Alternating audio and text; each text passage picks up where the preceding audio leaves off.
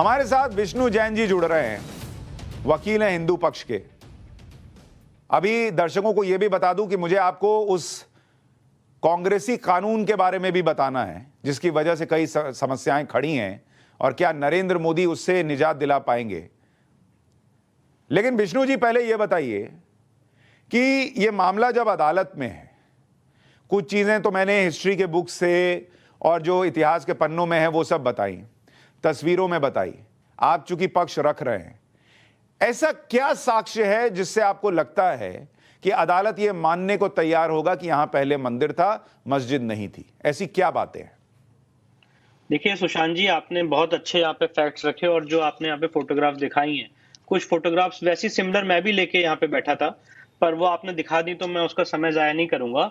जो आपने यहाँ पे बहुत महत्वपूर्ण प्रश्न पूछा है, सबसे पहले मैं रेफर करना चाहूंगा कि क्या यहाँ पे मंदिर तोड़ने का कोई सबूत है कि नहीं, और उसमें इतिहास क्या कहता है। और मैं बताना चाहता हूं, क्योंकि राम जन्मभूमि केस से भी जुड़ा रहा था, section 57 of the Indian evidence act में हिस्टोरिकल बुक्स की वैल्यू होती है।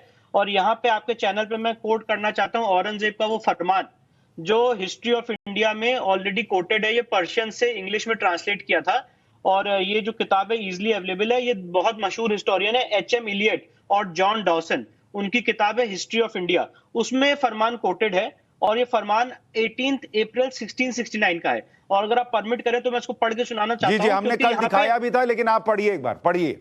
जी, इसमें क्योंकि यहाँ पे ये दिक्कत ही नहीं कि मंदिर तोड़ा गया, औरंगजेब का फरमान मौजूद है और वो हमने अपने सूट में लगाया भी है।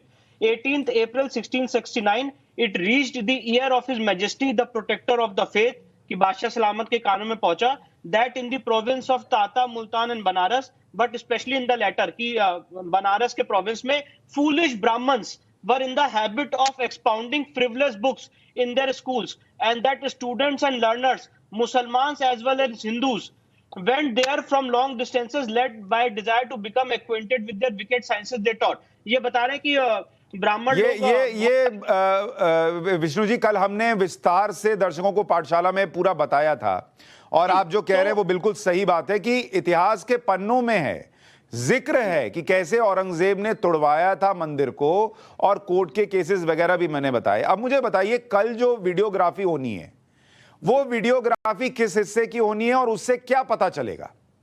देखिए, जो हमने सूट फाइल किया था वो मां श्रृंगार गौरी की तरफ से फाइल किया था। ये जो आप अभी फोटो दिखा रहे हैं ये मस्जिद के वेस्टर्न साइड की है। और मैं ये भी बात यहाँ पे बताना चाहता हूँ, मां श्रृंगार गौरी की पूजा बाबरी विध्वंस के बाद साल में सिर्फ एक बार होती थी, नवरात्र की चतुर्थी पे। जब ये हमने सूट फाइल किया है तो इस समय वहां पे पूजा खोली जा चुकी है, अब रोज पूजा हो रही है।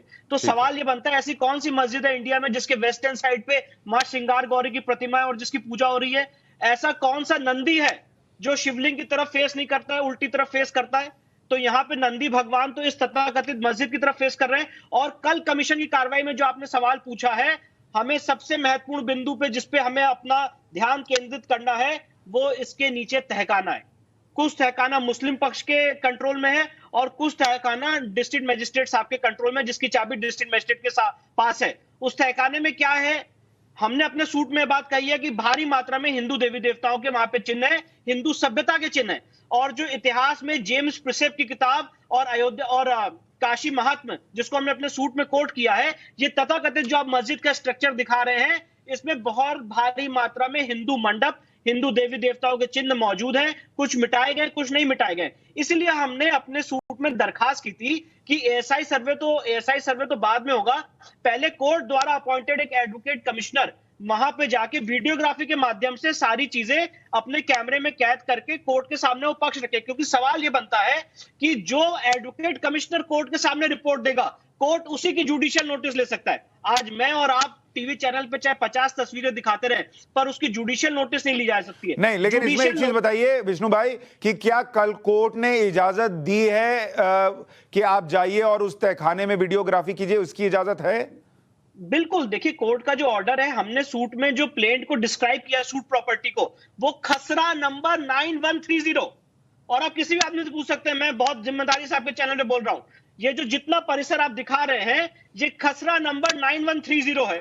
और कोर्ट ने कहा है खसरा नंबर 9130 में जो भी चीज एडवोकेट कमिश्नर देखना चाहते हैं, खोलना चाहते हैं, दिखाना चाहते हैं, बताना चाहते हैं पार्टीज, वो दिखाएंगे। पर वो तो कह रहे हैं मस्जिद के अंदर नहीं घुसने देंगे। देखिए यही बात है, मैं ये बात कहना चाहता हूं, मैं आपने बहुत अच्छा सवाल पूछा। उनका वकील कोर्ट में मौजूद था, उनके वकील के मौजूदगी में ऑर्डर पास हुआ है। इस ऑर्डर से एग्रीव्ड होके वो हाईकोर्ट गए, हाईकोर्ट ने 14 पन्ने का ऑर्डर देके उनकी बात को डिसमिस किया है। और ये बात कही है जो आप अभी प्लेसेस ऑफ वर्शिप एक्ट की बात भी कह रहे थे, उस पर भी इसको कोरिलेट करना चाहता हूं। हाईकोर्ट ने बात कही है कि आप कह रहे हैं प्लेसेस ऑफ वर्शिप एक्ट से केस बार्ड है, और आपने अपने शो के स्टार्टिंग में बहुत अच्छी बात कही। अगर कोई जाना चाहता है तो उसमें दिक्कत क्या? आप कह रहे हो ये मस्जिद का स्वरूप है, आप मुस्लिम पक्ष ये कह रहा है कि ये मस्जिद का स्वरूप है, हम ये कह रहे हैं ये हिंदू मंदिर का स्वरूप है।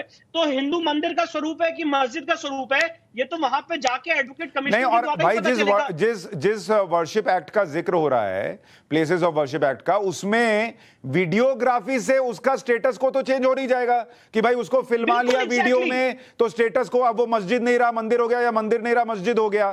तो फिर वो कैसे उस कानून के तहत आ सकता है, मैं नहीं समझ पा रहा हूं। एक चीज और बताइए विष्णु भाई, क्या कल जो अगर वीडियोग्राफी मस्जिद के अंदर हुई, उसको नहीं रोका गया, प्रशासन अंदर गया और उस तहखाने की भी वीडियोग्राफी हो गई, क्या आपको लगता है दूध का दूध पानी का पानी हो जाएगा, चाहे जिस पक्ष की तरफ हो, लेकिन वहां से सच्चाई बाहर आ जाएगी? 200%, 200%। ठीक है, जो भी कल की कार्रवाई। और मैं एक बात और कहना चाहता हूं, कोई भी जिम्मेदार नागरिक क्या ये बात कह सकता है कि हम कोर्ट के ऑर्डर को नहीं मानेंगे? सही बात है। क्या ये ऑर्डर आपके पीठ पीछे हुआ था? आपके वकील ने ऑब्जेक्शन दर्ज कराया था मजिस्ट्रेट के सामने, और उन्होंने टीवी चैनल पे आके झूठ बोला। ये बात मैं इसलिए आपके सामने क्लैरिफाई करना चाहता हूं कि ऑर्डर में मस्जिद का जिक्र नहीं है।